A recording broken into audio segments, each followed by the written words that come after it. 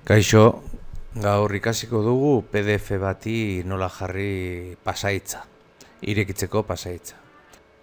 Hau txosten berezietan, ikasleen datu konfidentzialak dauden kasuetan eta horrela, postaz bidaltzeko ondo dago pasahitza jartzea. Aurretik esan beharko genioke, jaso behar duenari zein den pasahitza, eta horrela irekiko luke. Bueno, asko daude online egitekoak, adibidez hau, hemen bertan, hemen daukagu, babestu. Baina honek eskatzen digu igotzea, dokumentua igotzea.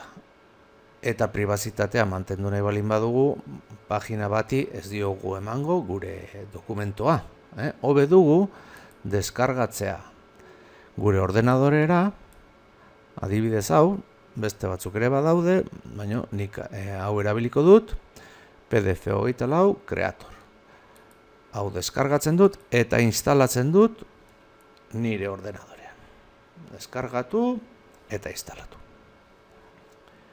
Instalatuta daukadala, agertzen zaizkit bi ikur hauek mahai gainean, eta hemen dago gauza asko egin ditzazket PDF-ekin programa honekin.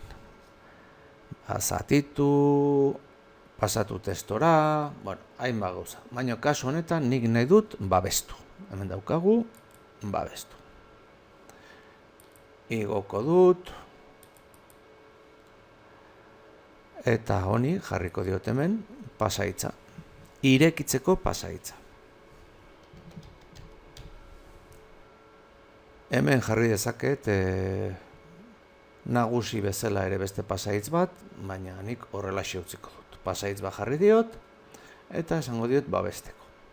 Kontuan izan, begira esaten dit, aplikazio honekin, hau nire ordenadorean geldituko dela, artxibo hau, eta ez da internetera inora joango.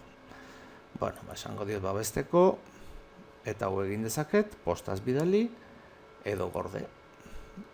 Eta badezpada izena emango diot babestua.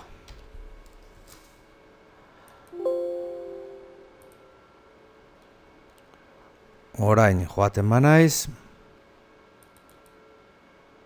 eskatzen dit kontraseina. Pasahitza.